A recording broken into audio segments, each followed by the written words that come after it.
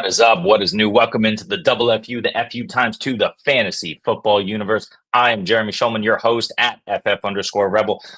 We are the fantasy football universe. You can find us everywhere. We are on Twitter. We are on YouTube. We are all over the map, Reddit, TikTok. Please like and subscribe if you like the content. But today we're going to get into our rankings show and talk a little bit about where we have some of these consensus guys ahead of the Thursday night matchup coming up here in a few hours and ahead of your weekend. But first, it's been a crazy week for us. Jesse's out of power, so he's out of the mix. We hope he gets all of his stuff sorted real soon. We got SC and Aaron away. My computer and internet's not working. It's hailing outside. We got some storms over here in Amsterdam, and it is midnight. Who cares? We still ride here at the FFU, and we are going to give you everything you need to get ready for rankings. So first things first, if you have any questions about start-sit stuff, especially for tonight, drop it in the chat. We're going to talk about that after we go through all the rankings show. But feel free as we discuss some of these players. If you have some commentary, we'll throw it on the board. We'll talk about what to do at each particular position and how this is going to work out through the week. So thanks for joining us. And first, before we get into this, remember there are 6 teams on bye in our first of 2 bye-pocalypses, bye-pocali. I don't know what you want to call it. It doesn't really matter. But what does matter is you need to know who is on bye this week. It is the Atlanta Falcons and all of those offensive weapons, the Buffalo Bills, Cincinnati Bengals, so already terrible in terms of all the weapons that are out, the Jags, the Saints, and the New York Jets. So you're missing a ton of guys this week. You probably already know and already noticed this as you're going through waiver pickups and all that stuff. So now as you start to look at your lineups and figure out those decisions you're making, you're probably noticing a lot of grayed out guys that you can't insert into your lineup. So what do you do? Who do you play? That's what we're here to talk about today. So thanks for joining us again, and let's jump right into it. We will start with our consensus ranks. This is me and SC for week 12, and we'll start at the quarterback position. Here are our first 6 quarterbacks in order of consensus ranks. It starts with Jalen Hurts at the Los Angeles Rams. Jaden Daniels playing against Dallas. He's our number 2 this week. Lamar Jackson at 3. Bo Nix at 4, playing Vegas. Patrick Mahomes at 5, and Baker Mayfield at 6. One of the guys we should highlight here is Bo Nix. It's really interesting here having him up so high. This is relatively the consensus this week. I know he went off last week with 4 touchdowns and playing Atlanta, and they really just blew out the Falcons. Now they go to Vegas. It's a less friendly environment, but a more friendly defense somehow than Atlanta. They're middle of the road in terms of giving up things to the wide receiver position, but they do give it up to the quarterback and the running back. And I think the issue here that I like about Bo Nix is that the running back position in Denver is in a state of flux. We don't know who's starting week to week. Will Denver run the ball? Yes. But one thing that's nice about Bo Nix is he has been getting there without his own rushing ability over the last 2 weeks, just 5 rushing attempts for 0 yards and no touchdowns. And it is nice to see him not get there on rushing and still be the quarterback 12 and the quarterback 3 in back-to-back weeks without that the safety of that rushing floor. So Bo Nix is our quarterback 4 this week. It's a little high, I think, at the moment. We'll see how that develops during the week. But it is interesting at least to see him up this high. Bo Nix, one of the safest quarterbacks that you can play this season so far. Another guy to note here in this tier is Baker Mayfield. He is at the New York Giants. The New York Giants we know can get home, but the middle of the field is tough. In terms of throwing against the New York Giants. Their safeties, particularly Michael McFadden in the middle of that defense, also are able to kind of lock down tight ends. They are the worst matchup for tight ends, oddly. So I'm not sure how involved Cade Otton will be. But on the outside of that defense, especially Mike Evans back in the fold for Baker Mayfield and utilizing all of his weapons and the backside of the backfield, I think Baker has a nice day at New York. They're absolutely reeling. And certainly Tommy DeVito, we'll see what he's able to do against that Tampa defense, but I am not too confident. But that's our top 6. Again, subject to change. Jaden Daniels at 2 as well, playing a hapless Dallas defense. Something to look out for here as we move along.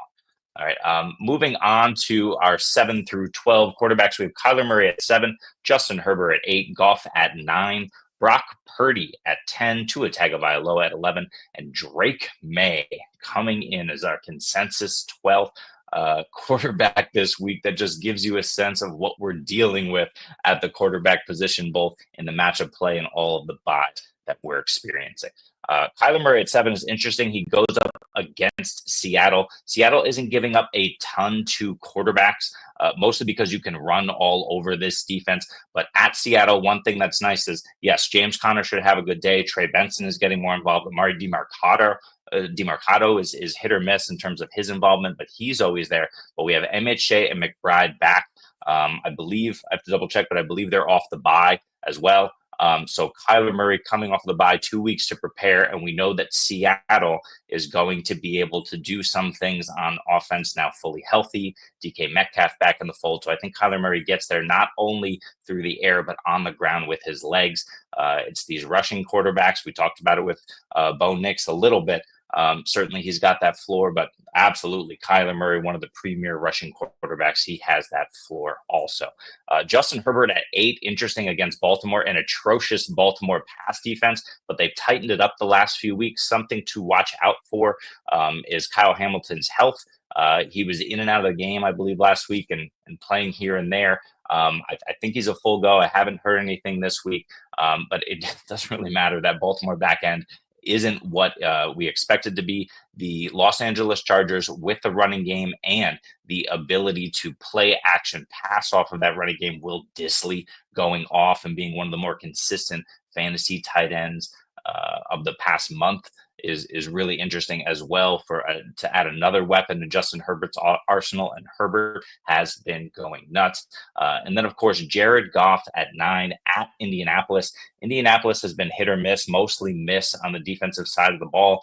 EJ Speed has been in and out of the lineup, which has really hurt that defense. Kenny Moore, who's been playing a lot of nickel for them this season, the last few seasons really, has also been in and out with some various injuries over the last week or two.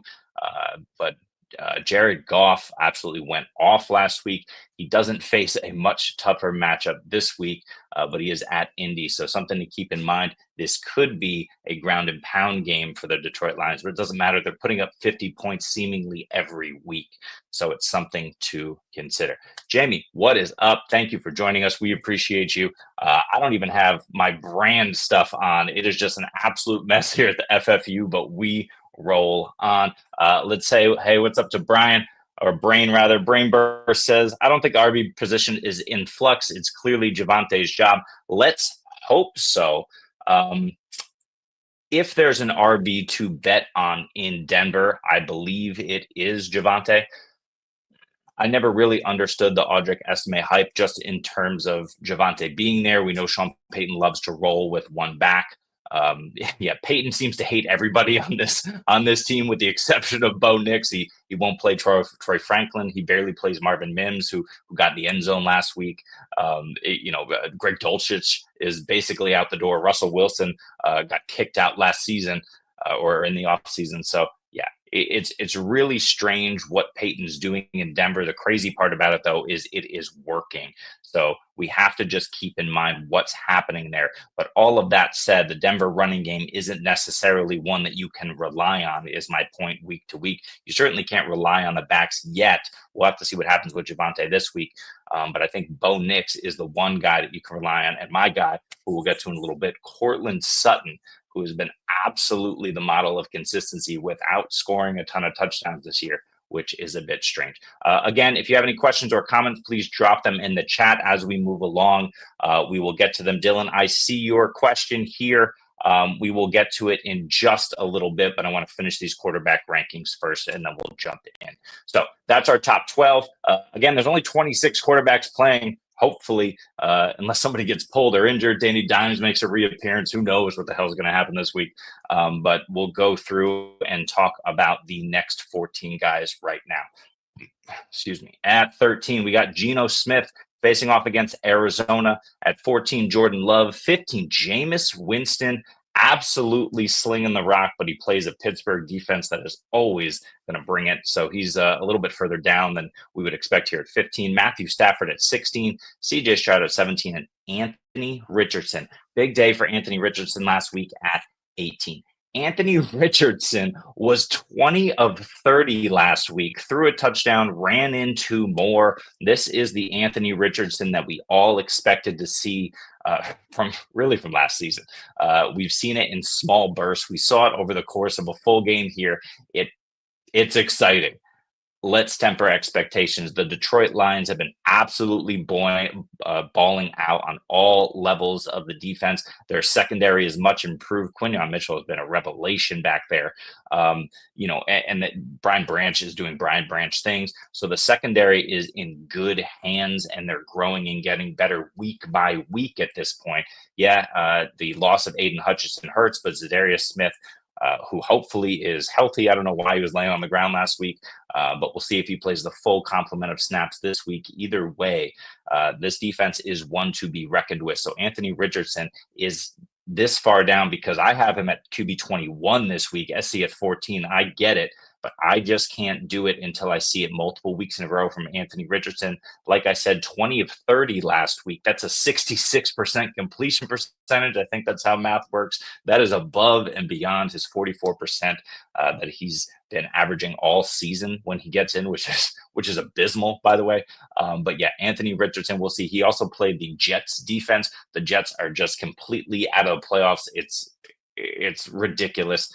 We can't really rely on anything that the Jets are doing and all of the production that's put up against the Jets at this point.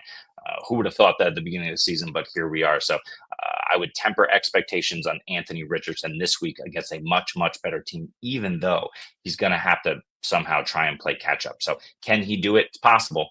But that Detroit team obviously is very, very good. Anyone else here in this tier that we mentioned? Not really. Matthew Stafford is interesting at 16. I'm at 16. SC's a little lower at 18 on Matthew Stafford. He's been balling out. He's got a full complement of weapons. Everyone's healthy except for Tyler Higbee on that team right now, who apparently will be coming back soon. We'll see if the Rams have a chance at the playoffs. It seems unlikely, but a couple of things here. Number one, Kyron Williams hasn't scored in a month. I think that's going to regress at some point soon. So I am tempering expectations for Matthew Stafford. At the same time, they were playing Philadelphia. We just talked about Detroit being much better on the back end. Philly has been a revelation on the back end with their two additions. Who am I thinking of? Certainly Cooper DeJean. And the better one, who's been better back there, the rookie whose name escapes me at the moment. Ryan's in the chat. Ryan knows who these guys are, a big Eagles fan. But you know who I'm talking about. You know what I mean. The Eagles have been fantastic and really a team that you want to avoid in these passing game matchups when you're kind of thinking of starting up a wide receiver against them or even a quarterback. But Matthew Stafford and Sean McVay are so good. Those wide receivers and weapons are so good that you do have to play them. You do have to kind of hope for a big game. AJ Brown, again, I'm fading in my expectations. I'm not necessarily fading the players too much where I won't start them. Maybe one exception rather would be Matthew Stafford here as well. A couple of things here. Let's just pull these up. Let's see what we got. 27 QBs, Justin Fields. Yeah, we'll see what I appreciate that, Jamie. We'll see what Justin Fields does. God, we'll see what Russell Wilson does. He has been really bad. I mean, we all know that the Steelers won that game off the back of 6 Chris Boswell field goals last week. So that team needs to get better. They need to figure it out at quarterback. I don't know what the hell is going to go on, but we will see. Let's power through the rest of these quarterback rankings, and then I will get to the couple of questions in the chat that you guys have posted. So just bear with me 1 or 2 more minutes here. Starting with Russell Wilson at QB 19. It's a super juicy plus matchup at Cleveland for Russell Wilson. He should be able to get it done to George Pickens. He should be able to get it done to Mike Williams. I don't know. I can't trust it. He's my QB 17, SC's 19. Sam Darnold at 20, Caleb Williams at 21, just facing a tough matchup here against Minnesota. Will Levis at 22, Tommy DeVito, starting quarterback of the New York Giants yet again this year at QB 23. He's got a juicy matchup, which is why he is not the last quarterback on this list. He plays against Tampa. Minshew at 24 versus Denver. Yikes. Bryce Young, double yikes against Kansas City. At least those two games are home. And then Cooper Rush had a good game last week, but you want to talk about a secondary and a defense that is balling out in the last month, but plus it's Washington. Cooper Rush goes into Washington. No, he doesn't have to deal with the gigantic window in his home stadium, but he does need to deal with Dan Quinn, Jeremy Chin, and a couple other guys from Dallas last season who went over to Washington now. You better believe that Quinn is going to want to show up and show out against a really, really bad Dallas team this week. So a couple of things to keep in mind here. First of all, Bryce Young, he gets Adam Thielen back. He may get Tommy Tremble back at tight end. JT Sanders has been more integrated and involved. Coker and Leggett are coming on.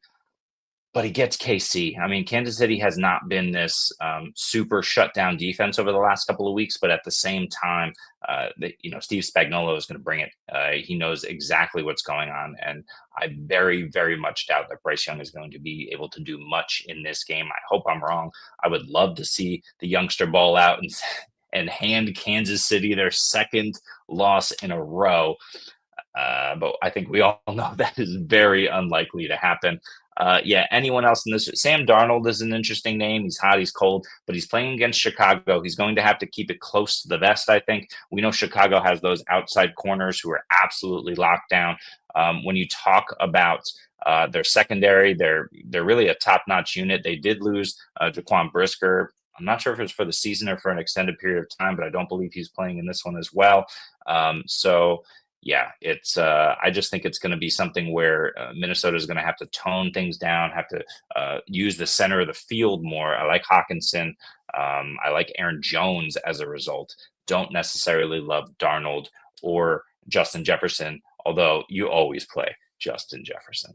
So that's our top 26. If you want to play Fields, as Jamie mentioned, because of his 17 rushing yards last week, you absolutely could. But those are our QBs right now. And that's where we're going. And as I take a sip of water, you can read this.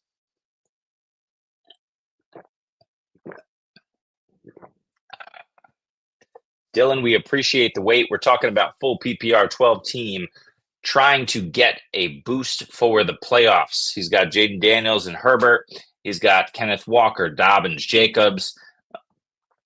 He's got a good wide receiver room. He's got a very good wide receiver room. I am a little worried about Garrett Wilson and what the hell is going on with the Jets there. They have a great schedule down the stretch, but it really concerns me.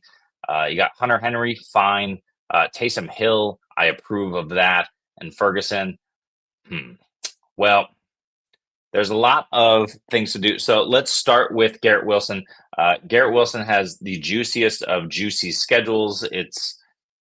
It should work out, but we saw last week what happens when Davante Adams is the focal point and the Jets continue to not be able to do enough on offense. They really should have been able to put it to the Indianapolis Colts. Excuse me. Instead, it just was a down game for Wilson. Breece Hall went off. That's not going to happen every week for sure. But like I said, Davante Adams was very involved. We've seen in the past both Garrett Wilson and Davante Adams get there, but it comes at the expense of Breece Hall. So you really have to think about what you expect here. Sorry, let me figure out what's going on here with the Jets. Let me pull them up here for a second. All right. Hey, the internet is working. Yeah, you really have to figure out what to expect here. But in week 12, Garrett Wilson has the bye, right? But then he comes back. It's Seattle, it's Miami, Jacksonville, the Rams, and Buffalo. Those should be great matchups. But I don't know if you're going to be able to sell Garrett Wilson at the moment, especially as a contender. Guys I'm looking to buy at the moment, Tony Pollard. I mentioned him earlier. Cortland Sutton, you'll probably still be able to get a good deal on him. Mike Evans is kind of a tough one, but if he has a down game, that would be a really interesting buy. I think what I would probably do here, I assume this is a 1 QB. I'll throw up the roster again for you. I assume we're talking 1 QB here. So I would really look to package probably Jaden Daniels. I know he's had a few down weeks, but you might be able to get a little something for him and roll with Herbert rest of season. Daniels, Dobbins for an upgrade at running back, for an upgrade at RB2 next to Walker. That could be interesting. Maybe Connor. I'm not sure how much of an upgrade, but there's a nice schedule ahead for James Conner. You can even not tier down, but you can kind of look for a running back in a lesser tier, like a Tony Pollard with an amazing schedule ahead. I like that move as well. You could take like Adele and look to move him for Pollard. I'm assuming this is redraft. So yeah, why not? And then Taysom Hill, Hunter Henry, I don't think does much for you. He's going to be a little too boom bust. So I think with Taysom Hill, you have a guy that you can plug in 2-3 times. Ferguson could get there on volume. If Cooper Rush keeps slinging it, we'll see. Probably don't want to play him this week. But yeah, it's a good rotation. I might look to upgrade tight end, see if someone who's out of it maybe or has a bevy of tight ends is willing to get rid of a Will Dissly. Will Dissly is a nice, still somewhat cheap buy for the consistency that he's offering you. You can also pair him with Justin Herbert and have that stack rolling into the playoffs. I haven't checked out the Los Angeles Chargers playoff schedule, but that is something that you would also need to look at. I see the Daniels and Terry stack, so that's interesting too. But I think you have a good roster here. I would want to upgrade at running back if I can, or add a running back for one of your wide receivers. Maybe after this week, depending on when your deadline is. You got Hopkins, you got Downs as well. Those are guys that I would be willing to move to upgrade at the running back position. We'll move on here. We'll do a couple of quick more questions here, and then we will get into running backs. Ryan says, who do I cut for a kicker? Elijah Moore or Algier? I don't think you can cut Elijah Moore right now. I get it. The Falcons have a great schedule. Bijan is absolutely rolling. It's really hard to get rid of a handcuff, but I would check your running back situation, Ryan, because I think Elijah Moore is going to have another good game tonight. I'm kind of banking on it here, but Pittsburgh, we know they're good defense. They're solid all around. But you have Moore operating in the short to intermediate along with Jerry Jeudy, David Njoku kind of running the seam basically. And then you have Cedric Tillman taking off the top. I think Tillman's value is a little overblown only because he's a bit more boom bust. Moore and Jeudy are the guys who are going to give you that the week-to-week consistency that we look for in the flex more often than not, I'd say. This is a really tough one. I don't want to cut Elijah Moore. In this situation, assuming you don't have a lot at RB, I would cut Elijah Moore for a kicker. Yuck, I hate it. But these are the decisions that we are going to have to figure out. We'll get into running back in a minute, Jamie, so hang on to that one. Pareko says, trade away Gibbs, Jacobs, and Dell for Saquon, Garrett Wilson, and Amari. I don't really care about Jacobs or Dell. Gibbs is the one, but you're getting Saquon, you're getting Wilson, and Amari. Amari is my biggest buy, I think, of this week. He just hasn't been able to turn it on. The Bills are on bye, and then they are going to absolutely make the push. They just beat KC. We saw Amari make that sweet catch along the sideline, too, for 55 last week. I like the upgrade of Amari and the shot that Garrett Wilson will be able to take advantage of that schedule. And yeah, I don't care who your other RBs are because you're trading away Gibbs and getting Saquon. Jacobs is, for me, he's fine.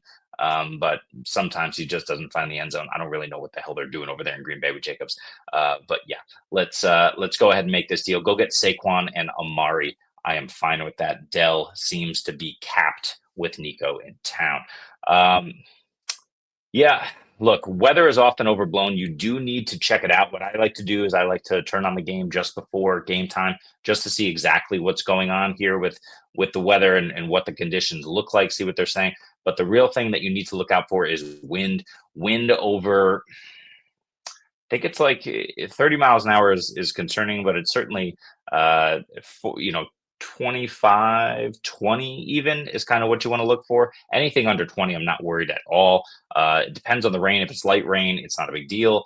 But, you know, if it's heavy rain, it could be something that affects it. So, yeah, it's tough. Look, the Browns defense is absolutely atrocious, but really what I think after Russell Wilson's performance last week, Arthur Smith is going to do Arthur Smith things and try to run the football. Now, could that mean he runs all over the Browns, which teams can do? And then and then Russell Wilson throws 4 dink and dunk touchdowns from the 5-yard line. Yeah, that could happen. But really what I think is yeah, Pickens is really a must start. And I probably wouldn't worry about the weather. I'd worry much more about the defense against the Browns, and you're not worrying about the Browns at all. Playing Bateman over Tillman. Yuck. Bateman got there last week. We know Deontay Johnson has been less involved than really anyone sort of expected after they made the trade for him. He's also throwing tantrums on the sidelines in the locker room. The question is, can you play Rashad Bateman against the Chargers at the Chargers? I don't think so. We saw last week the letdown at Pittsburgh, just 6 half PPR points, 5 targets, but 2 for 30. Like, that's not what I want to do. I still like the upside of Tillman. I think with Isaiah likely back, we see exactly what happens in that situation. The Chargers aren't exactly a fearsome defense on the back end, but they do have the pieces back there. We know number 3 names are failing me right now, but the amazing safety over in LA. He's always back there roaming around. So yeah, for me, I'm gonna go Tillman and shoot for upside. I don't think Bateman has the upside that Tillman does. And we know that he has the downside. In fact, in the last month for Bateman, last 4 games, and one of these games was against Cleveland, by the way, we just talked about is a bad defense. Wide receiver 84, 63, 12, because he had that big game 2 weeks ago against Cincy, and 65. So he really hasn't been getting done more often than not. I know Tillman is more boom bust, but I'm going to go boom with Tillman. Derwin James, thank you, Jeffrey. Jeffrey got my back. Derwin James, I don't know why. I just brain fart right there. The whole Ravens were a letdown. Yes, they were. But Rashad Bateman, relying on that, I would much rather take the upside on Cedric Tillman. Okay. I think we got one more here. No, we did that. This is from Jamie. Jamie says, what do we think about Roshan? Swift was limited with a groin. Yeah, he was limited yesterday. It's a Wednesday practice report. This is the more serious practice report here on Thursday. Is Roshan someone that you need to play? I don't know if he's something you need to play, but let's get into it and talk about our consensus rankings at RB. And Jamie, I promise I will answer your question about Roshan when we get there in just a couple of minutes. So our consensus ranks here, again, we'll go 6 at a time, and we'll talk a little bit about these matchups, what we like and what we don't. And we'll start with Saquon Barkley at RB1, Devon Achane at 2, Christian McCaffrey at 3, Joe Mixon at 4, Jahmyr Gibbs at 5, and Derrick Henry at 6. Mixon doesn't have the best matchup against Tennessee, but it's not bad at all. And he's been on an absolute heater. Joe Mixon is, I dare say, he's like RB2 or 1 on the season for games he's played, because he did miss a few. So that would be RB1 points per game. I have to check that. I'm not going to be able to check it now because I'm doing 100 different things, but he's RB5 on the season, and Joe Mixon has missed 3.5 games. So really 4 games when you put together. Week 2, he only played 50%, and week 6. So we'll call it 3 and be safe there. Joe Mixon is amazing, and he gets Tennessee this week. So again, not a fearsome defense that you have to worry about. Not the best matchup here, but you cannot deny Joe Mixon and what he's doing on Houston. He's really the only consistent part of that offense. That offensive line struggles. So Joe Mixon really is the battering ram that they use.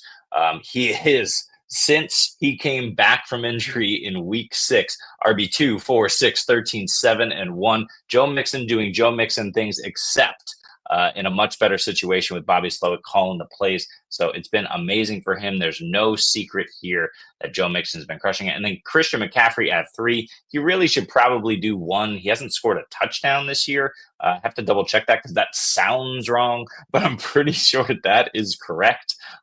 Oddly enough, yeah, he has not scored a touchdown this year in 2 games against Tampa. Not a good defense, and Seattle, not a good defense. So, of course, against Green Bay, he's going to go up and score 3 touchdowns here. Christian McCaffrey, another guy that you cannot deny here. Devon Achane at 2, just getting all the work. New England, terrible run defense. And Derrick Henry is slightly further down the range, fading him all the way to 6, just because the Chargers can do a few things and stop the run. Moving from 7 to 12 here, we got Kenneth Walker versus Arizona at 7. James Conner in the same game at 8. Josh Jacobs at 9. Tyrone Tracy in the top 10 of running backs this week. Brian Robinson Jr. at 11. And Kyron, who we talked about earlier, at 12. Let me just double check Kyron's stats here because I want to make sure that it is still the case that he hasn't scored in a month. No, he hasn't scored in the last 3 games because he hasn't scored a touchdown on the ground in the last month. Back in week 8 against Minnesota, he did go 5 for 7 through the air for just 19 yards, but he did catch a touchdown pass in that one.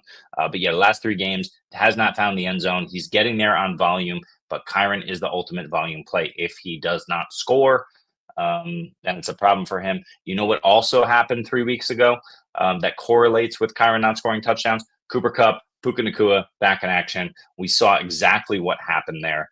Just opens up the passing game. Sean McVay gets to do exactly what he wants to do. Matthew Stafford is a perennial All-Pro, potential Hall of Fame candidate, depending on the numbers he ends up with at the end of his illustrious career and having that Super Bowl. So yeah, Matthew Stafford, super, super good, obviously. So unfortunately, it's been limiting Kyron with weapons back. But yeah, James Conner at Seattle, I think he's in a smash spot. Obviously, we just talked about the fact that you can do whatever you want in Seattle, but you can run all over this defense. The interesting thing, too, is that Seattle should keep up, but Arizona's defense has been much better of late. We'll see if that continues against Ben Grubb and what he's trying to do with that offense and Geno Smith at the helm in Seattle. But yeah, this could be a shootout. I'm thinking this is a bit lower scoring with James Conner getting kind of his normal workload. James Conner, the question was posed earlier, who's a buy low? James Conner is I think a premier buy low. Interesting notes about James Conner, and let's switch this to half as my computer loads. Other than last week is on by, other than 2 weeks ago against the Jets, he was in the last month, the RB 15, 19, 18, so wasn't really getting there. And then he was the RB3 going off against the Jets, catching that long, I forget if it was a screen or a swing pass for a touchdown. So yeah, James Conner has a nice schedule coming up. 2 games against Seattle in the next 3 weeks. He's got Carolina in week 16. He's got the Rams in week 7, New England in 15. So he's got a lot of nice matchups ahead, and it starts here. If you can buy James Conner ahead of this game, I would do that. Tyrone Tracy at 10 against Tampa. Tyrone Tracy is Mr. Necessary. I think he's just going to get fed as many times as humanly possible. Sean Stilello, or whatever his name is, the agent for Tommy DeVito, is going to come out into the field and just, tell Tommy to hand the ball to Tyrone Tracy to hit him in the flat.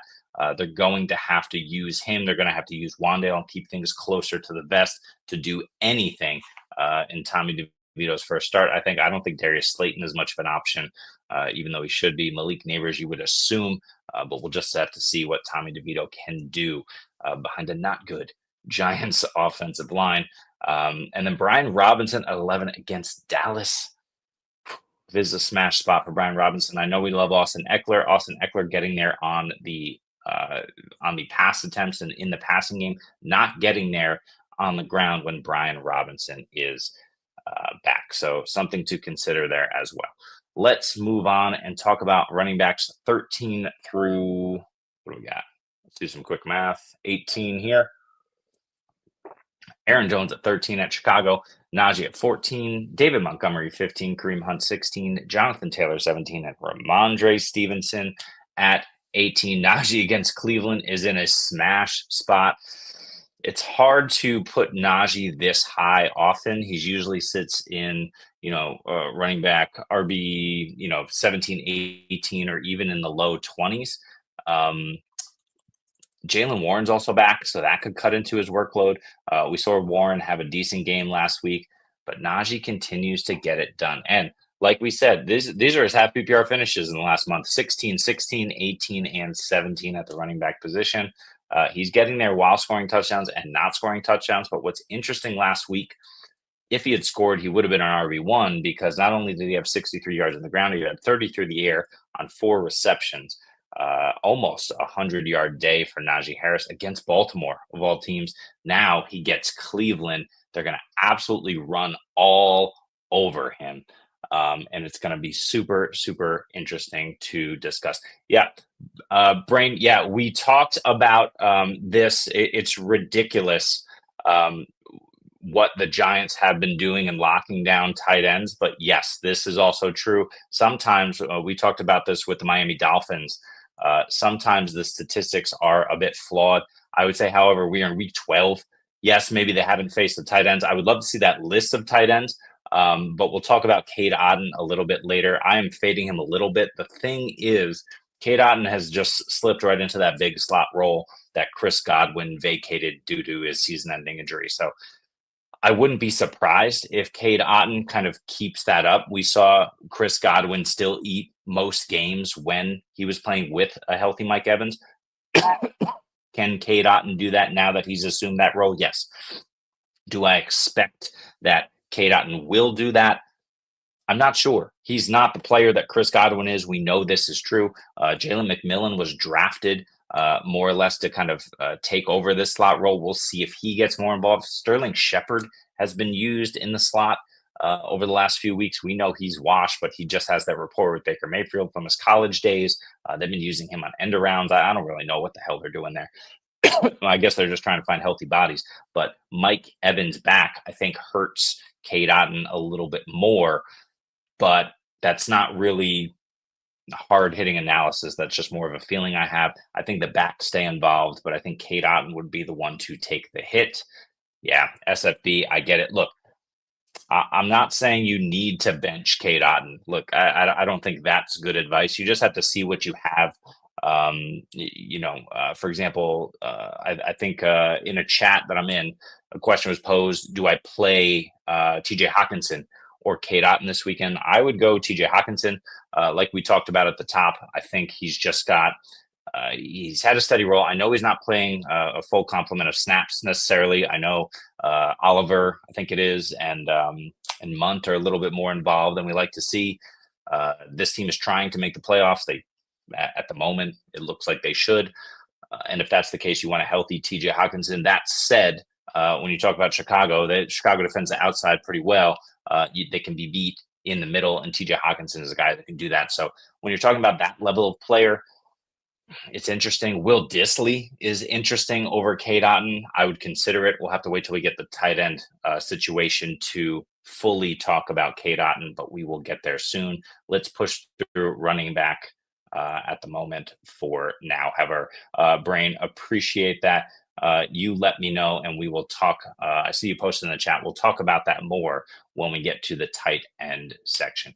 I'm going to run through a list of names here and just talk about a few running backs that strike me. The first one is Bucky Irving at 19 against the Giants.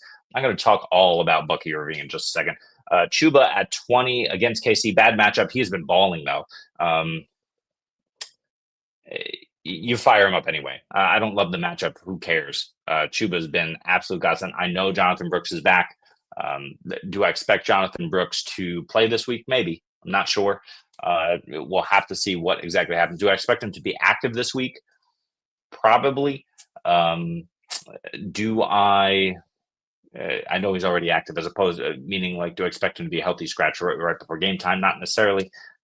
Do I think Carolina should be integrating him in a little bit more slowly, especially against the best defense in the league? Yes. Carolina should have um, no assumptions that they're going to win this game. No delusions that they're going to win this game against Kansas City. They do want to see what Jonathan Brooks has, but please, Dave Canales, just take it easy with Jonathan Brooks a little bit. You just gave Chuba all this money. Jonathan Brooks makes pennies. That could be part of rolling out Jonathan Brooks 20 times. I don't know. But yeah, Chuba slightly lower than we would like to see this week. 21 Eckler, Javante 22, Pollard 23, DeAndre Swift 24, J.K. Dobbins 25 against Baltimore. Revenge game, yes. Incredibly tough matchup, yes.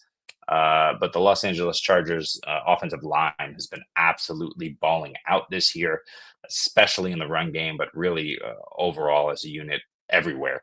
So that's a really interesting one. I'm excited to see it. I think Gus eats in a little bit. I think JK probably scores, but his rushing total is a little bit lower. We saw what Najee did. 93 total yards, did not score against Baltimore last week. I think that's possible for JK. He can get there in yardage. He can get there if he gets in the end zone. I'm just not sure that both of those things are going to correlate in the same game against a tough team. Tony Pollard is at Houston, so he's 23.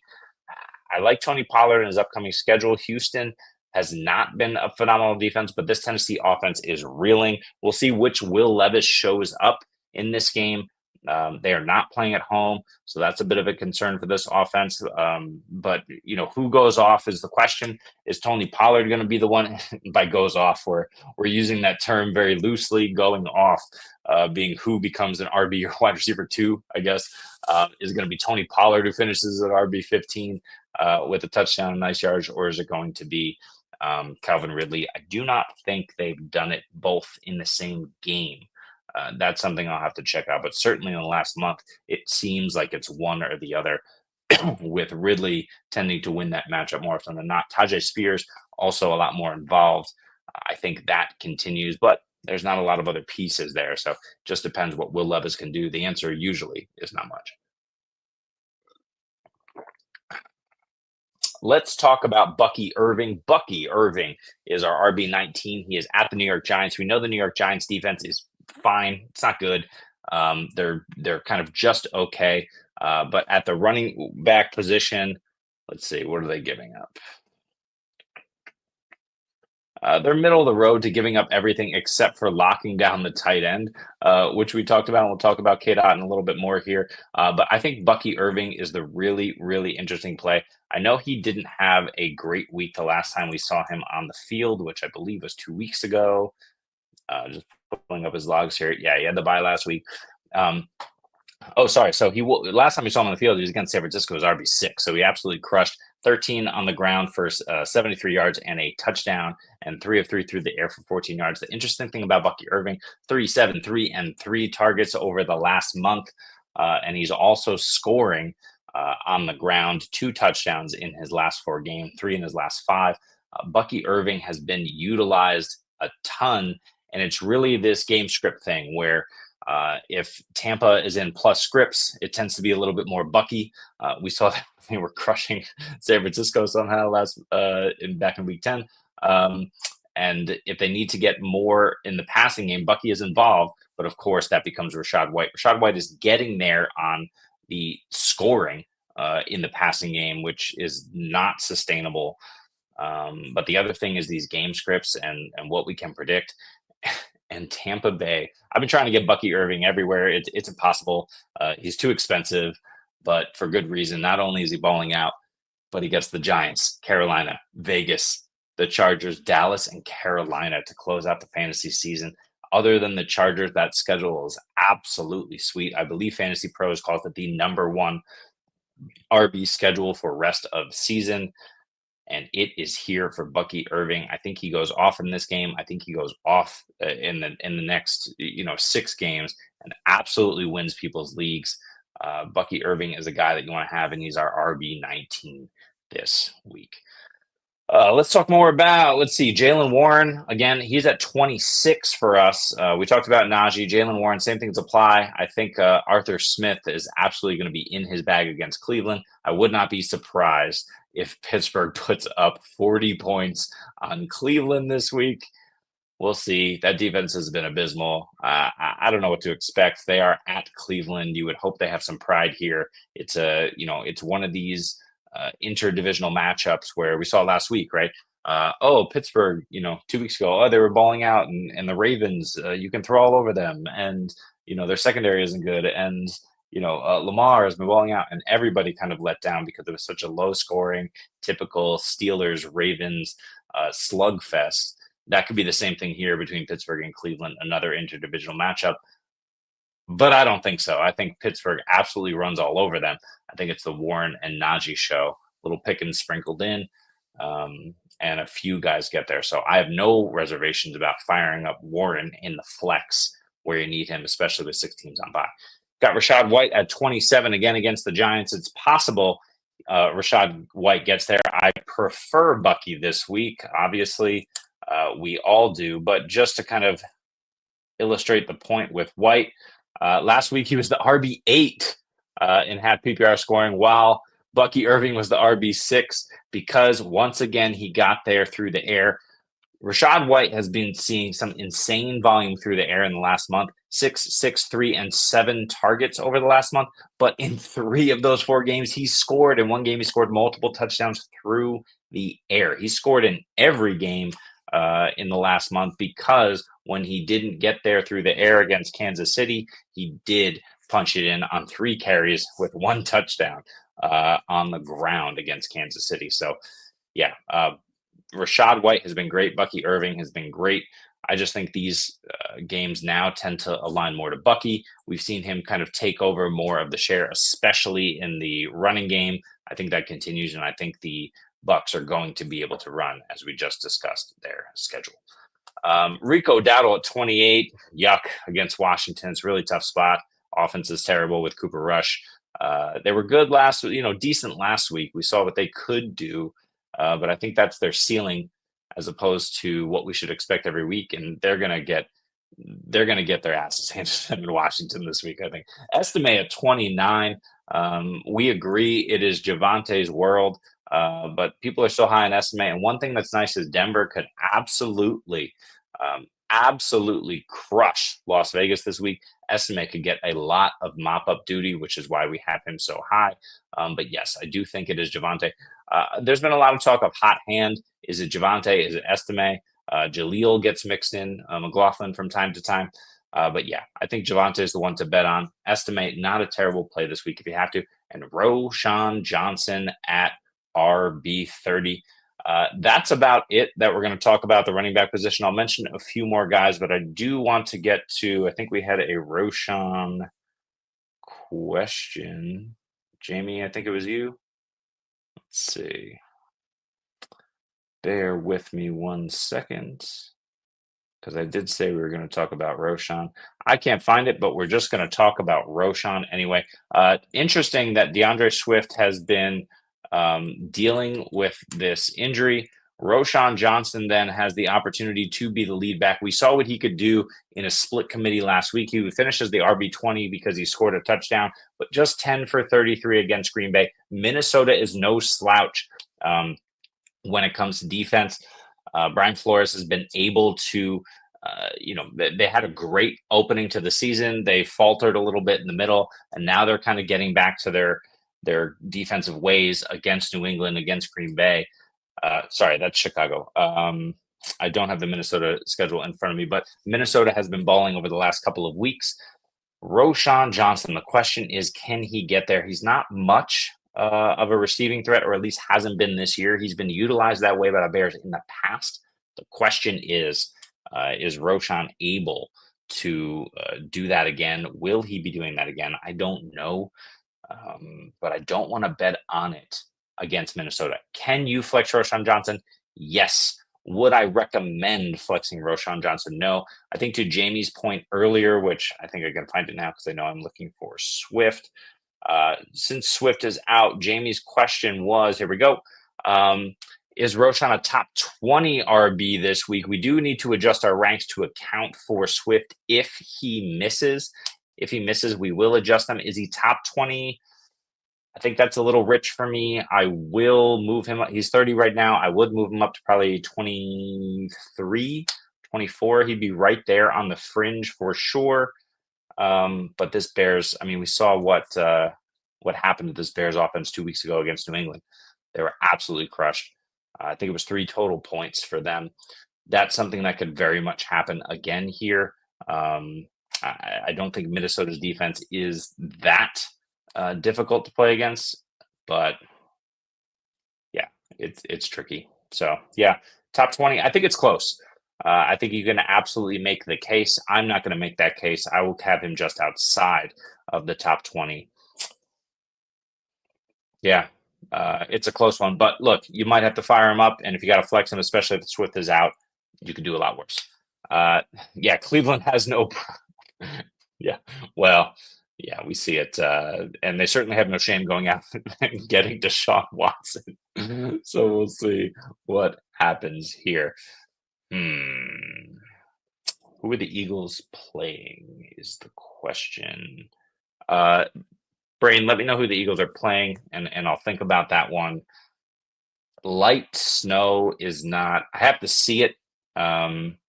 Just have a look at it, see what you feel. I get it. You know, the slippery conditions, the ball's wet. I understand.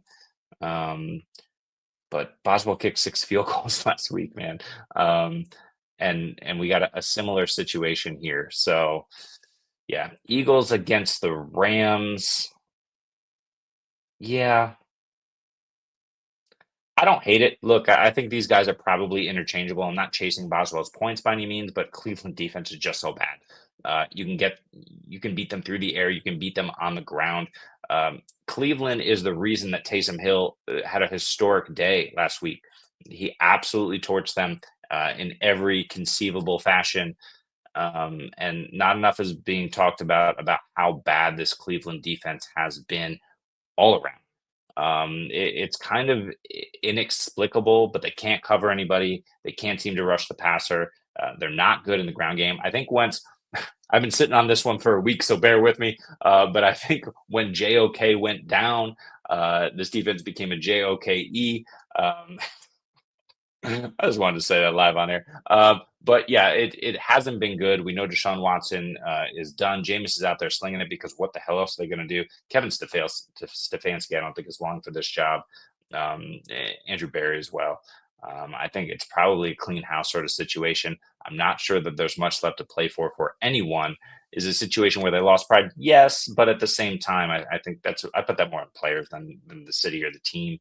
I just think there's a lot of lame ducks here outside of Myles Garrett. You got the coaching staff, you got the quarterbacks. Yeah, you probably got the running backs as well. So a lot of lame ducks here in Cleveland, and they're just terrible. They're just terrible. There's nothing else to say about that. Let's move on from these running backs, but we'll mention a few more here. That was our top 30.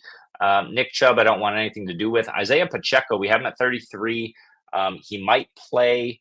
It's interesting. I don't know what the hell Kansas City is thinking about playing Isaiah Pacheco. He was a limited participant, but that was a Wednesday. So we'll have to see what his practice reports say today. If Isaiah Pacheco is active and playing, I'm not going to fear Kareem Hunt. In fact, Kareem Hunt is not. I have not mentioned him in these rankings. I might need to move. I don't see him. So without taking up too much time, Kareem Hunt will probably be higher than Isaiah Pacheco in my personal rankings this week. I think Pacheco will be used sparingly. Can he come back and get 20 touches? Yeah, he's an animal. Would the Chiefs be stupid to do that? Yes. Like, what are we doing? We saw how inept the Chiefs have been on offense over the last couple of weeks facing good defenses. They barely won the game against Denver. They got crushed by the Bills. It's bad right now in Kansas City. I know they need Isaiah Pacheco, but they're 9-1. They're making the playoffs. They're, if they win out, yes, they get a bye. But I think that what's more important is that keeping your guys healthy for the playoffs. Maybe he's fully healthy. Maybe they're happy with his position, but Kareem Hunt has been balling out. So I don't see why in a meaningless game against Carolina that they're obviously going to win. They could win it with defense alone, and I think they probably will. That said, I think you just roll Kareem Hunt out there. If you want to get Pacheco some work, get him the game feel while playing one of the worst teams in the league. Great. I think that's probably what we're looking at here. Pacheco, I think, needs to be lower in the rankings and Hunt higher. And outside of that, can you play Jalen Wright even in a good matchup against New England? Unfortunately, I don't think so. Raheem Mostert, same deal. He just hasn't been used outside of passing downs. I think it is because he is a good pass blocker and the other guys aren't. So I would pass on him. Tajay Spears all the way down at 49. He's interesting. He's a desperation flex at this point. If you have to do it, you have to do it. There are you know, there are worse options. Amir Abdullah, I'm not doing the Amir Abdullah thing, especially against Denver. I don't care if he's the only guy left standing. I think you need to leave Amir Abdullah on your waiver wire or your bench. We're rolling here for 55 minutes. We are the Fantasy Football Universe. If you're tuning in, you don't know who we are, and you like the content you're experiencing right now for some reason, I don't know why you would. It's a little bit crazy here on a Thursday before game time, but if you like us, please like and subscribe to our channel. It helps us out a ton. If you have any questions about start sits or anything going on before game time, please drop them in the chat. I know we got just a little bit more than an hour before kickoff here. And if I missed your question, I think I got all of them, but if I missed yours, please just repost it in the chat. I'll be sure to get to it. But with all of that, and almost an hour into the stream, let's go to our wide receivers as my voice continues to fail me. Hopefully, we don't have a situation here. Okay. Amon-Ra 1, Terry McLaurin 2, AJ Brown 3, Nico Collins at 4, Justin Jefferson 5, and Cooper Kupp at 6. Justin Jefferson, I've ranked all the way down at wide receiver 9 this week. It's because of what I talked about with what the Bears do to outside wide receivers. I know Justin Jefferson is going to be moved all around the formation. I know that it's not really the Bears. That is part of the equation for me this week, but it's Sam Darnold. Sam Darnold caps Justin Jefferson and his elite upside that we know he just has had for his entire career. This is obviously not a Justin Jefferson problem. This is not a scheme problem. Kevin O'Connell has been there and doing great things. But listen to Justin Jefferson. And by the way, he is the wide receiver 3 on the season, right? And we take nothing away from the extreme talent that is Justin Jefferson. But the last month of play, and keep in mind that the last month includes the Rams, Indianapolis, Jacksonville, and Tennessee against these defenses, with suspect offenses to be sure.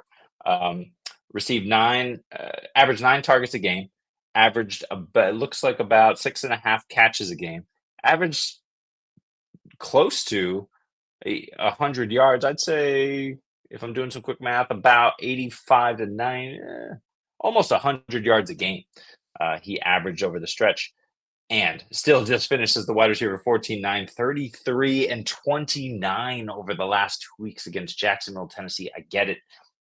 If you don't need to score, if you're utilizing Cam Akers and TJ Hawkinson returns as well, that's part of the equation. But also, Sam Darnold just does not throw an elite deep ball.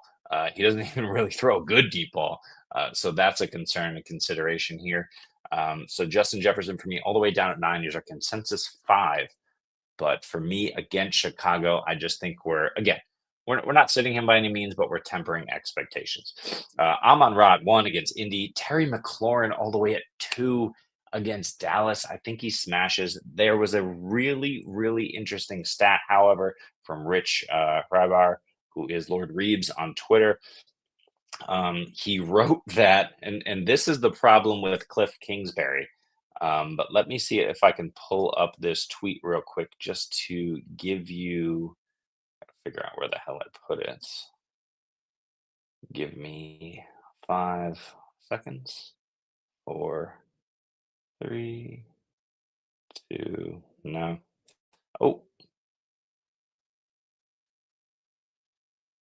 starts it. Got it. Okay, here it is. Um, so Josh Norris posted this. He says, amazing stat here from Lord Reeves. Dallas has allowed a 70% catch rate to outside wide receivers, but against wide receivers who line up on the left, they have allowed only 28.5 receiving yards per game, which is wild to think about. A team that inept just has that sort of situation where I guess it's their corner who's locking it down. Let me just pull this up and confirm. Yeah, Bland has been out. It's not Bland, it's Diggs, right? So Diggs is really just locking it down, or the combination of Diggs and it's probably because they were throwing on Kalen Carson, rookie 5th round cornerback who is playing opposite Trayvon Diggs. So I don't know. It's an interesting stat. Deron Bland, I'm not sure about his status. I know he was expected back, but then there was news this week that maybe he will, maybe he won't. So if I can find that, yeah, I don't see it right now, but I did see some news about Bland this week, so something to consider if he's playing. But that's really interesting. Yeah, who do you want to throw against, Travion Diggs or Kalen Carson? So that's an interesting thing there. But here's the thing, and here's the whole point of that stat right there. Terry McLaurin lines up on the left of his formation most of the time. He's in that Cliff Kingsbury system. Cliff Kingsbury does not move his wide receivers around. We see Terry actually lose out on production sometimes because of that fact. If you remember a few years ago, DeAndre Hopkins was running this route bush that was just like a total misuse of such an amazingly talented player. Yeah, so Terry's not going to be moved around. Dallas is covering that particular part of the field, that one part of the field very well. I don't know what the hell to make of it, but we have Terry McLaurin all the way up at 2. But something super interesting that we should talk about here. Before I move on and get into more wide receivers, let's talk a little bit more. Should I start George Pickens? I worry about the weather. I hear you. I do not see the weather. Maybe this is something I need to turn on to check out, but I'm streaming, so I'm going to have to do that afterwards. Really judge it. If the wind is under 20 miles an hour and really under 50 miles an hour, I'm not worried. If the snow isn't coming down heavy and isn't expected to, I'm not worried. If the rain, if it turns to rain, is not heavy, I'm not worried. I get it maybe with footing. That's something that you're going to have to just tune in and check out a little bit, see how they're running pregame, see what the announcers are talking about. I don't necessarily worry about Pickens. You know who I worry about? Pat Fryermuth. He's just doing little in that offense, and we saw Darnell Washington go off last week, which is just stupid Arthur Smith stuff.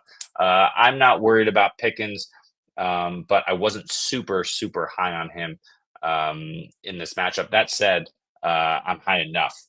George Pickens is still going to have these boom bust games.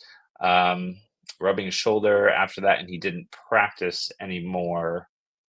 I'm not sure who we're talking about, Brain. I don't even know where Dobbs is. Are we talking about Mahomes? Where is Dobbs? Is Dobbs in Kansas City now?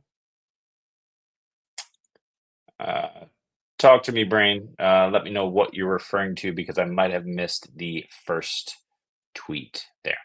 Let's move on here. So going into our wide receiver 6s, Cooper Kupp, Puka Nacua at 7, Tyreek Hill at 8. I am all the way down at 13 this week. It's just so hard to fade this guy. We know he can go off. We know he has the wrist injury. We know, what the hell. It's the Devon Achane show, the elite breakout season. But Tyreek Hill was wide receiver 16 last week against Vegas. 7 for 8 for 61. He doesn't have that elite top end that we know Tyreek Hill to have for some reason. Only has 100-yard receiving game. Jonnu Smith on the same team has 2 100-yard or 2. Sorry, the stat was number of games over 95 receiving yards this season. Tyreek Hill has 1 and Jonnu Smith has 2. Absolutely ridiculous stat against New England. Look, I don't worry about Christian Gonzalez or the coverage. In any matchup, Tyreek Hill is the best athlete on the field. It's just they're utilizing him differently. He's running slants to get them 3 yards on 3rd and 2, and picking up first downs. And weird crossers that go 5-6 yards. So yeah, I don't know if it's a situation where Tua is struggling to throw the deep ball, or they just want him to get the ball out of his hands quicker. But Tyreek Hill is struggling to find yardage. Um, ah, Purdy was limited at practice. Yeah, I'm not super worried about it. I get what you're saying with Dobbs. Um, I'm not going to read a ton into that. It's something to monitor, though. I mean, we know Dobbs can do it in short spurts if he is in the Shanahan system. We know that Kyle Shanahan can get it done as well from a scheme standpoint. They have all the weapons. So, yeah, is he a sneaky pickup? Sure. If you have an empty spot or like a nothing on the end of your bench and you want to pick up Dobbs, sure, if you need a QB. But I'm not going to be worried about Brock Purdy just yet. 17 miles an hour, light flurries, 20 degrees. Yeah, this is not something that worries me. Is the deep ball going to be there for Russell Wilson? I don't know. It could be. It wasn't last week, and there was no issue with weather, right? So I think my concern is more Russell Wilson, is more the fact that they're, not he has not been playing like an elite quarterback, but they're playing the Browns. So George Pickens can beat man coverage. He can beat zone. He's a good wide receiver. Yes, he can take the top off, but they need him to come back and play a little more close to the vest. He can do that, and they should do that against the Browns. But like I said, they're going to run the ball for sure. I think this solidifies that. So because of this, I'm absolutely firing up Jalen Warren in the flex. But yeah, George Pickens, I'm not going to fade him a ton here. He is currently my wide receiver 5, so I need to bump him down a little bit, but he's our consensus 10. But yeah, that Cleveland defense can be had. I think consensus 10 makes sense. I'll probably bump him down to about 10 as a result of weather, but to be honest, that's probably where he should be. I was a bit high for no particular reason other than his defense is terrible. So Tyreek at 8, CD at 9, coming in hot against Washington. I hate the ranking, but it's CeeDee Lamb, man. What are you going to do? And George Pickens currently at 10. We just talked about him. Mike Evans at 11. I have him up at 7 against the New York Giants. I just think he's Mr. Necessary. The Giants are covering the middle part of the field.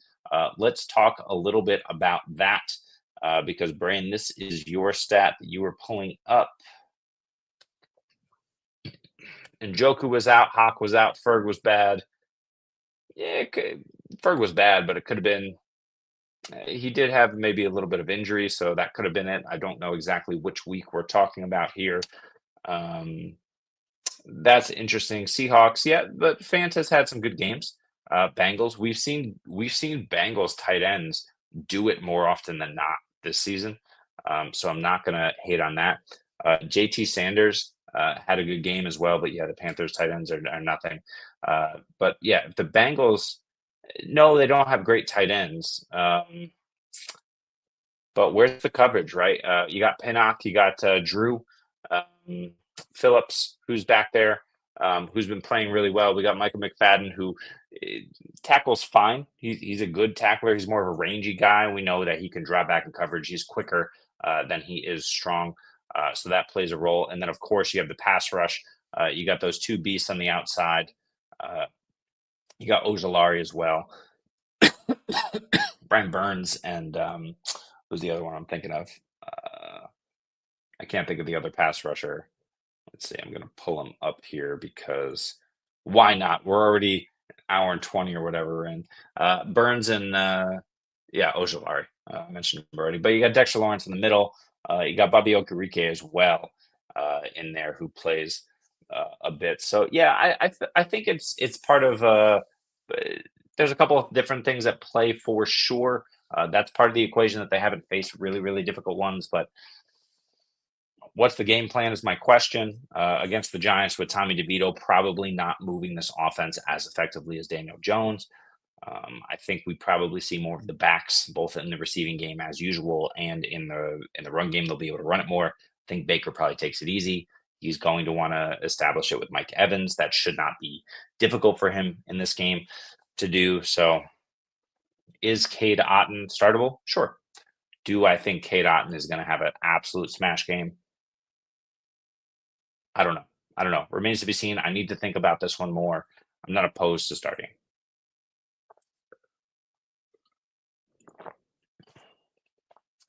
All right. Let's talk more about wide receivers. 12. Lad McConkey at 12 against Baltimore. Holy crap. He's been an absolute revelation for this offense.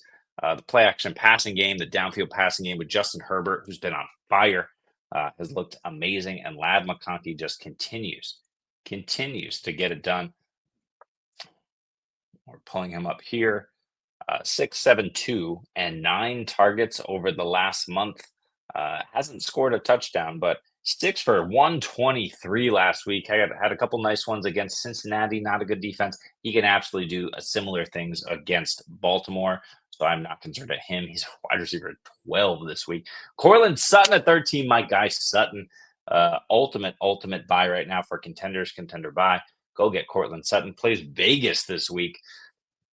It's Cortland Sutton and not a ton else in the receiving game. We saw, I think it was Mims. Was it Mims who scored a touchdown last week? I forget if he got it. I think it was a bubble screen, so it was technically a reception, but from the looks of it, it probably should have been classified as a run because I think he threw it backwards. But yeah, there's not much else. Vele, I know, is getting the volume, but Cortland Sutton is the guy you want. He's a threat to score a touchdown. He's a threat to be the number one target hog as well weekly. Vegas sucks. Yeah, I'm all in on Cortland Sutton this week and going forward. Zay Flowers at 14, bounce back game against the Chargers. We'll see. DK at 15, Malik at 16 against Tampa Bay. I think that has to come down. I have him at 19. We love the talent of Malik Neighbors, but Tommy DeVito, guy, scares me. But yeah, we'll see what happens there. JSN at 17. This just shows you that we have 6 teams on bye. I know JSN has been awesome. I'm a huge JSN fan. I have a ton of JSN on my dynasty teams. I made lots of moves for him. Toot, I guess. But the point is that, I think 2 really, really nice games for JSN. Is he finally more integrated into the offense? I don't know. He's heating up. We'll have to see if he catches fire this week against Arizona. But Arizona has been tougher on the back end. Budda Baker has been amazing. Marvin Harrison at 18 against Seattle. He should light it up. Jawan Jennings at 19. Holy crap. He's playing the X. He's that Brandon Ayuk role. There are letdowns ahead because there's just so many mouths to feed. But Jawan Jennings has looked absolutely amazing when he gets the volume. Devonta Smith at 20 feels too high. He let down last week. They play the Rams. They may need to play catch up, but that defense is so good. I said at the beginning of the season, and Devonta Smith has proved me wrong, but A.J. Brown and Dallas Goedert had both spent time out with injury. But I was worried about Devonta Smith this year because that defense and what they did to solidify the back end. If Philly didn't need to be in shootouts, they also brought in Saquon Barkley. They told us who they wanted to be. And, Saquon is going to get his. I think he's currently the RB1 in all of fantasy. If that's true, or RB2, whatever it is, he's not. It's not going to change. That's how they prefer to run their offense. Devonta Smith scares me weekly. He's someone I want to move away from in the flex more often than not. Jameson Williams at 21 takes it to the house weekly. This is a guy I would move off of Devonta Smith for. Go get a plus and get yourself Jameson Williams. He's got the boom weeks. Somehow he does it on limited volume, but this is who he is. He can absolutely take it to the house. He gets Indy this week. SC down on him at 27. I have him all the way at our wide receiver 16 this week. I think JMO just gets it done again. Will it happen every week? No. We've seen the down games. I don't care. I'm playing Jameson Williams and plugging him into the flex all over the place. We're going to move to the top 30, so I'll read them off and then talk about a few more guys and try to wrap this up with tight ends because already this stream is too long. But moving on, Josh Downs at 22 against Detroit. We saw what he's able to do with or without Anthony Richardson. Joe Flacco doesn't matter. Josh Downs is a stud. Did he get 9 targets again last week? Because basically you can lock it in. No, just 5, but he got there. 5 targets, 5 receptions, 84 yards, and a touchdown against the hapless Jets. But yeah, it's targets since week 3. Absolutely crazy. 5, 9, 12, 9, 3, 9, 9, 10, 5. He's heavily targeted most every game. And I think, look, the Colts are going to need to score. Anthony Richardson's going to need to push the ball downfield. Michael Pittman is trending to play this week and come back and be fully healthy. Will that be the case? I don't know. Alec Pierce, we know, is going to be involved. A-Rich will take those shots. It's going to have to, but I think Josh Downs gets absolutely peppered with targets this week against the Detroit Lions, who are going to crush them.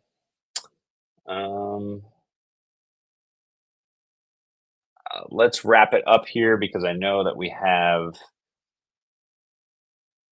games. We got a little less than an hour here, right? Let's see what we're looking at.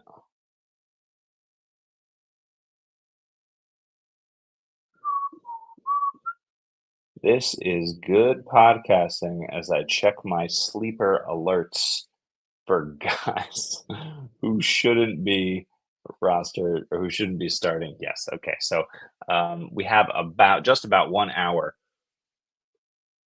until kickoff. If you have any questions, please put them in the chat. I will try to get to that as soon as possible. Also, if you haven't yet already, please like and subscribe. We are the FF Universe. We are posting content daily, and this is just another one of those as some ridiculous storm booms outside. Crazy stuff, but here we are. Anyway, Jacoby Myers at 23 against Denver. I hate it, but they need him. He's a volume hog, especially with 6 teams on bye. DeAndre Hopkins at 24. Didn't look great last week. Plays Carolina, so who cares? Fire him up. Debo 25, Jaden Reed 26, Calvin Ridley 27, Elijah Moore at 28, Quentin Johnson 29 against those Baltimore Ravens, and at 30, it is Jerry Jeudy. 2 of the 3 Cleveland Brown wide receivers are here. I will tell you, Cedric Tillman is also 32. It's a good environment for them. I think what happens here, Pittsburgh runs the ball. They chuck it all. Listen, the weather, I get it. But they run the ball, they score. They're certainly going to be in field goal position with those 6 Boswell field goals from a week ago. But I think they score more often than not. They do whatever they want to this Cleveland defense. Jameis is going to be Jameis and continue to chuck it all over the yard. It's volume for everybody. Everybody eats in a Jameis Winston-led offense. We've seen this for years now. We love him for fantasy. 41, 46, and 46 pass attempts over the last 3 weeks. This is Sam Howell level. If you remember Sam Howell from last year, absolutely slinging it in Washington. This is Sam Howell level. Almost, because Sam Howell was doing it 50, 53, 55 times a game. But yeah, they got nothing to lose here. Obviously, Jameis is going to sling it. And so when you're throwing it that much, he's completing 27, 28, and 30 balls a game. Everybody has a chance to get involved. I don't mind firing up any of these wide receivers. The one I'm down furthest on is Tillman because I do not think that Pittsburgh will allow Cleveland to get over the top on them because I expect them to be ahead most of this game. James still going to throw it. Tillman could come down with some, so I don't mind firing him up. But I'd much prefer a Jeudy or an Elijah Moore this week.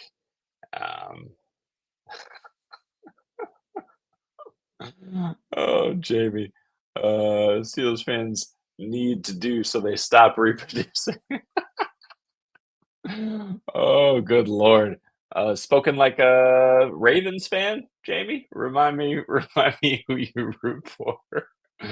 Oh, good Lord.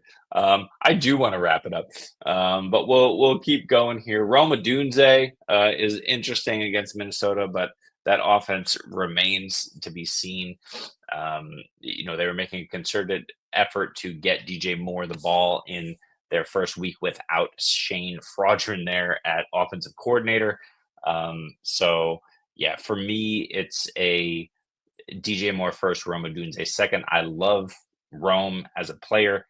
I just see what they're doing, and I do not expect both to eat weekly. They did last week, but this week they get Minnesota. Other interesting names here. Christian Watson, are you going to play him against San Francisco after what he did last week? Maybe. Xavier Worthy, I think it's a down game for him at Carolina. They just don't need him. Should they continue to try and get him involved? Yes. But if Pacheco is truly back, DeAndre Hopkins had a down game as a result. You want to get him more integrated. This is a get right game for Kansas City coming off of the loss. I think they want to absolutely pummel Carolina. But does that mean it's Kelsey gets involved? Does that mean Gray stays involved? It's really tough to figure out what's going on in Kansas City weekly. So Xavier Worthy is kind of a stay away from me this week. I'd much rather play, for example, Christian Watson than Xavier Worthy this week. Any other interesting names? Not really. Wandale, desperation flex. I guess if you have to, we'll see what Tommy DeVito prefers. I would assume closer to the line of scrimmage there. Noah Brown against Dallas is an interesting desperation flex for me. Vele, I think you can flex as well. He's actually probably someone I'm really interested in. And don't forget, Adam Thielen is likely to play if you absolutely need someone who could come in right away and get like 7 targets for you. Adam Thielen might be interesting. Could also find the end zone. I'm not dying on it. Jamie, the Browns fan, we will see, Jamie. We will see what you're able to do. I know you've been down bad. We'll see what you're being able to do this week, this evening against Pittsburgh. It's been a rough one. I know it. Let's move to tight end and finish it out. Holy crap, this is long. Tight end, Travis Kelce is our number 1 tight end against those Carolina Panthers. He's been doing it for a month. He might as well continue to do it. I don't know what the hell was wrong with Kelce, whether he had a hangover from a world tour with his pop star, superstar girlfriend, or whatever it was, or just need to get acclimated. But he's been, since week 4, he's been back at it. He had a super down week last week at Buffalo for whatever reason. That has not been the norm for him. Really just 1, 2, 3 super letdown games all season. But since week 4, 1, 2, 3, 4, 5 high end tight end 1 finishes for you over the last 7 games. So you're firing him up against Carolina. He's our tight end 1. And then Trey McBride. Can we get a Trey McBride touchdown, please? He's our tight end 2 on the week. He goes up against Seattle. We should have no qualms with anyone playing against this Seattle defense. And certainly the tight end position rather is really no different. I'm just pulling up the stats here for Seattle. If I can read, yeah, they're middle of the road against tight end. That's fine. I'm not worried about that. I think Marvin Harrison is going to get his in this game. He has the opportunity to get right. I think James Conner and even Trey Benson can run all over the place. But we've seen the Arizona Cardinals absolutely dominate teams over the last couple of weeks, especially the Jets, Bears. This could be another one of those games. I think Trey McBride, I'm going to call it, Trey McBride scores a touchdown this week, even though Seattle has been pretty decent against tight end. Trey McBride, end zone. Let's book it. He's our tight end 2 this week. George Kittle at 3. We'll see if he plays. I know it's questionable, but if he plays, you got to fire him up. He's a top 5 option every week. Brock Bowers at 4. Had a great game. Plays Denver. He would probably be higher this week, but I have him down at 6. I'm just concerned about what that defense is going to do to Gardner Minshew. They're going to absolutely destroy him. Nick Bonito has been awesome. Absolutely getting home in the pass rush game. They've just been on another level. That secondary is legit. One of the best in the league. So good. Yeah. So we'll see what happens with Bowers. We'll see what sort of treatment does he get. Does he get the McMillian treatment from the slot? I forget his first name. Jalen as well. Anyway, the slot corner over there in Denver has been absolutely crushing it. They put him on Bowers. Do they move some safeties down? What do they do to take him away? Because you know that Patrick Surtain can absolutely neutralize Jacoby Myers. That leaves you with how do you deal with Brock Bowers? I think they're going to figure it out. All of that said, he's still my tight end 6. So you play Brock Bowers for sure. But I am expecting slightly less production this week. David Njoku at 5. You fire up Njoku. Who cares? Jamie's boy is going to ball out. Like I said, Jameis is slinging the rock. Will Disley at 6. Disley against the Baltimore Ravens. He's been crushing. Let's give you a little bit of Will Disley info. First of all, he's seeing a crap ton of first read targets from Justin Jefferson. He's being utilized heavily when they're play action passing, which is nice to see as well. They're scheming up plays for Will Disley. It's not really a surprise. Excuse me. With my names are obviously it's not Todd Monken. It's the guy who Todd Monken replaced, who was the offensive coordinator for years with J.K. Dobbins and Gus Edwards. I know who these guys are. I just don't know their names. What is the matter with me? You know who I'm talking about. Former Ravens OC, current OC of the Chargers. Anyway, in that Jim Harbaugh-led team, that guy who I can't remember his name, his offense, we know they utilize the tight ends in the passing game. Will Disley has been awesome since week 7. 11, 7, 3, 6, and 6 targets. He's been super consistent, and he got home in the end zone last week for the first time. I do not think that is an aberration. I think he's going to do it again. I think he's going to do it again this week against Baltimore. Look out for Will Disley. He is our tight end 6. Cade Otton at 7. We talked about him. I have him down at 8. But yeah, could he sneak into the top 5? Sure, I get it. If you believe what Brain was saying earlier in the chat about, the Giants have been faced lesser defenses lesser tight ends, and that's why their defense has been so good against tight ends. Yeah, absolutely. Statistics play with us a little bit, but at the same time, they do have the pieces to limit the middle of the field in the passing game. Does Cade Otton get the same amount of looks that he's been getting, that basically Chris Godwin was getting when Mike Evans is on the field? That's really what I want to see now that Otton is fully integrated into basically his new role. And Mike Evans is coming back this week. We know the backs are involved. I do not think they suffer. I think if anyone suffers from Mike Evans, it's going to be Cade Otton. It's certainly going to be Sterling Shepard as well. But who kind of takes that over? Does Cade Otton see slightly less work? Let's see what he's currently dealing with at the moment. Yeah, his targets are out of control since week 6, 10, 10, 11, and 8. I think the targets come down. I really do. Like we mentioned, the schedule gets easier. I think they're leaning on the run game more. Mike Evans is back. Baker Mayfield's been playing out of his mind, so there's some regression to be had for Baker as well. And this team will make the playoffs. They're absolutely crushing. The schedule is easy, so I think they probably take the foot off the gas a little bit as well down the stretch here. So all of these things lead me not to love Cade Otton. The role is nice. The situation's been great. I don't know. Not in love with Cade Otton. You're still playing him. He's still 8. I mean, if you're a top 8 tight end, you're playing. Hunter Henry at 8. You're firing him up this week at Miami. He has been good in spurts. He's a little more boom bust than you'd like, but I think against Miami, it works for him. TJ Hawkinson at 9. The only concern is how much will he play. The concern is also that Chicago defense, but we talked about that already. He's a guy who play. Jonnu Smith. How can you not play Jonnu Smith? He's our tight end 10. It feels too low. Probably is too low. Jonnu Smith has been balling out. Why? I don't know.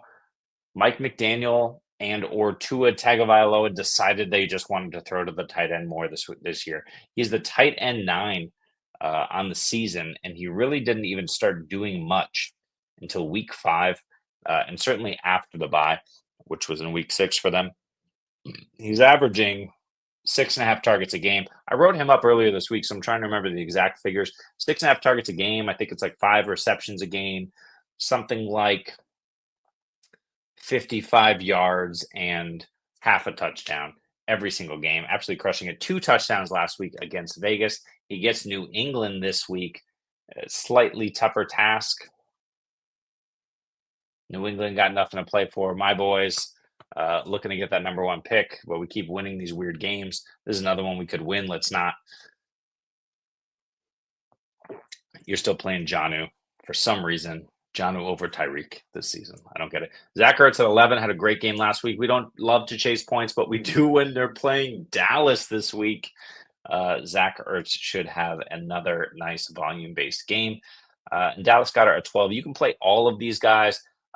Certainly the top 10, I'd say, with confidence. And then it's a question of who else do I play? Do I play Laporta?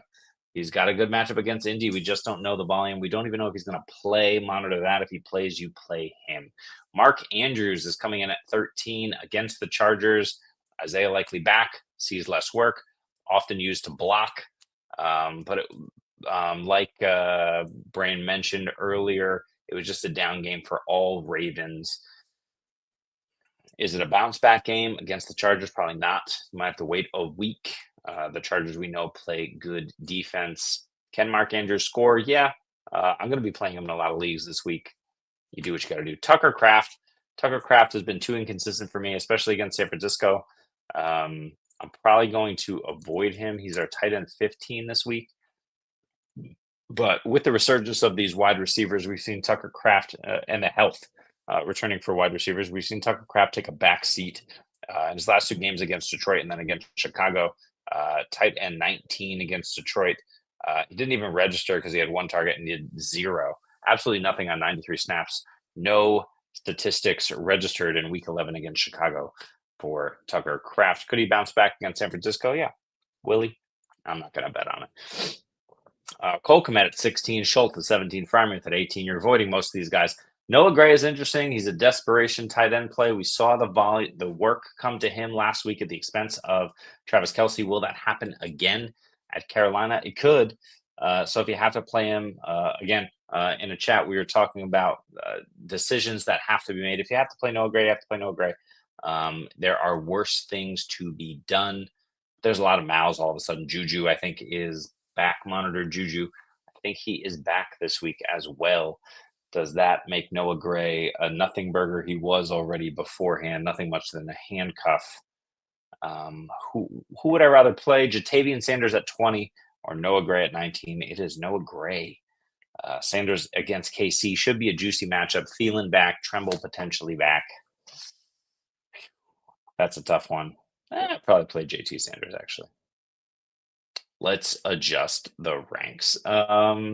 Jake Ferguson all the way down at tight end 27. Jake Ferguson is a guy you're probably looking at playing. I would avoid him. I don't think he was terrible last week. He was terrible 2 weeks ago. No, he was terrible last week as well. So since Dak has been out, tight end 34 and tight end 40 for Jake Ferguson. He was only on the field for 8 snaps, though. 8% of snaps. He did go out with a concussion. Monitor him, see if he's going to play. That ranking would suggest that we think he is not playing. Luke Schoonmaker, I think, was the big waiver wire addition as well. He's an option. Brevin Spann-Ford was seeing more routes run than Schoonmaker, even though both were getting targeted. I don't know what you want to do. Look, but this one's for Jamie. Jamie, it just came through that Kevin Stefanski is, quote, not going anywhere, says Ian Rappaport. The Browns head coach has job security amid hot seat speculation. Take that for what it's worth. I think Stefanski is fine. He does what he does on the offensive side of the ball. They need to figure out that defense. They need to figure out a quarterback. But yeah, Kevin Stefanski, I don't think he's a bad coach. And apparently neither do the Browns organization. So there's that. We mentioned Schoonmaker. I probably prefer Spann-Ford over Schoonmaker if you're going with the Dallas tight end. I don't think you should be going with the Dallas tight end, but if you have to, consider that. Are you chasing Darnell Washington's points for tonight? I am not.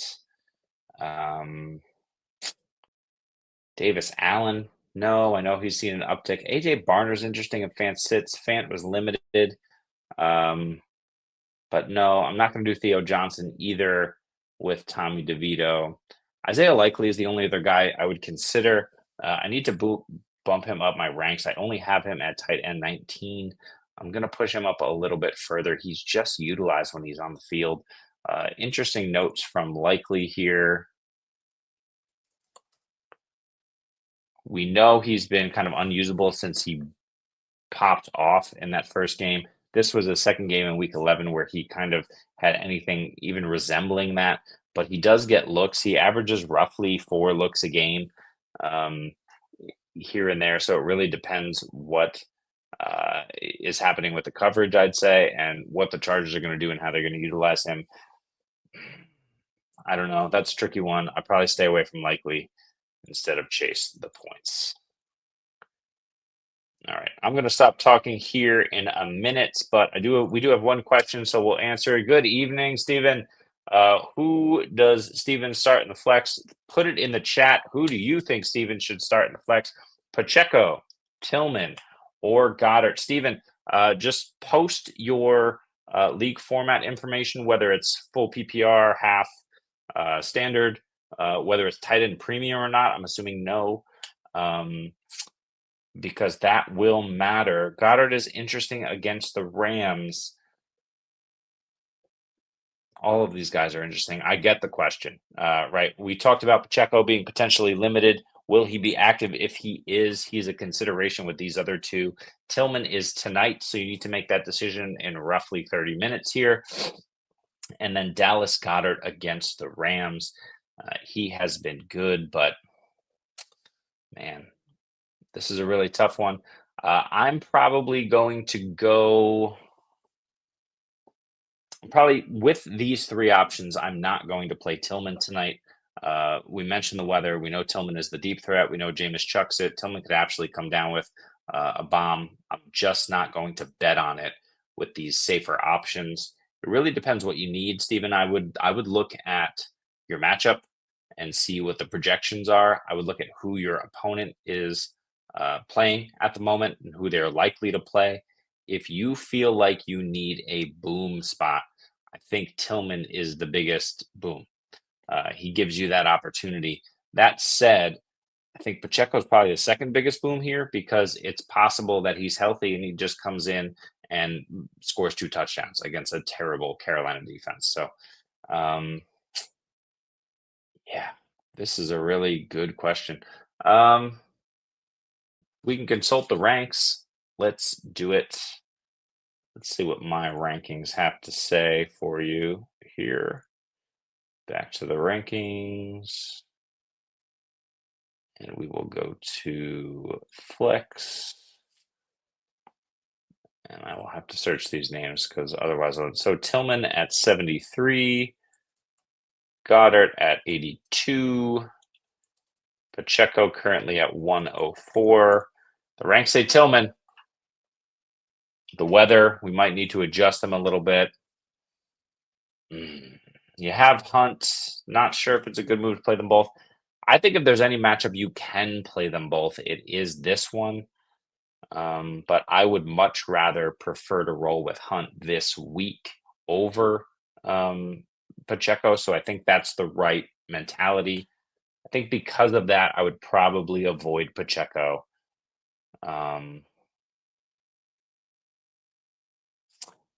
Last question. Do you need upside in your flex, or can you roll with more safety and security? I think against the Rams, let me just double check one thing here. Yeah, the Rams are actually locking down opposing tight ends. They give up they give it up to opposing tight ends. They give up the 6th most fantasy points to opposing tight ends through 11 weeks. So the Los Angeles Rams, yeah, they're giving up to wide receivers and tight ends, not necessarily quarterbacks, which is interesting. And they're kind of shutting down the run game. We know they have what's interesting about them is the Rams have a really good pass rush that is developing. It's a young pass rush as well.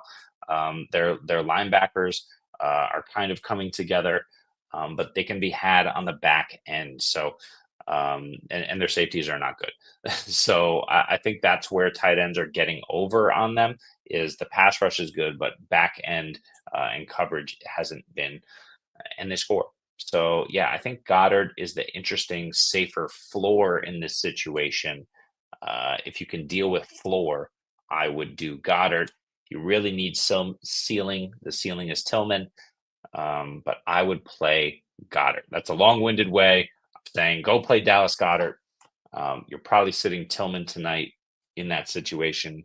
Hate to say that he could absolutely go off. I don't expect it, but we'll see. These are the decisions. Go with your gut, man. If you want to play Tillman, do it. If you think Pacheco and Hunt get it done, do it. I will go Goddard in this situation. Holy crap, that's an hour and 40-minute stream. We're done. We're going to let you go about 30 minutes before kickoff here. This has been the Fantasy Football Universe. We are here live 4 to 5 times a week. We're here Saturday. We do a roundtable with the group, and we talk about Dynasty, redraft, potential trade opportunities. People post questions in the chat. We do a lot of start-sit stuff, and then we also do start-sit 90 minutes before game time. We might move that to 60 now, only because things are slowing down. Fewer people are tuning in because I think people are just getting eliminated from the playoffs at this point. So I think we'll do 60 minutes prior now to the 1 p.m. kickoffs. That's Eastern time on Sundays. We're here at Saturday, usually around 3 p.m. Eastern. If you want to join us, and if you want to, thank you, Stephen. If you want to, continue to join us and get notifications of whenever we go live or post a new video, which we do daily, please like and subscribe on our YouTube. That's what we're trying to grow the most. But we're available on Twitter and X. We're available on TikTok. We're over on Instagram. We've got stuff going on Threads and Blue Sky, and there's another one, Reddit. We're everywhere. So, please find us, engage with us, interact with our content. We appreciate this. We love this stuff. We love talking ball. As you can see, I just did it for an hour, 41 minutes by myself, effectively, but also thanks to your questions. So thank you very much. This has been our Week 12 consensus ranks. I need to stop talking and go do some sort of tea for my throat because I'm done here. But I appreciate you. Good luck tonight. Good luck in Week 12 and your playoff push. And we will see you next time. Listen up closely, let the games begin. Top pick sleepers.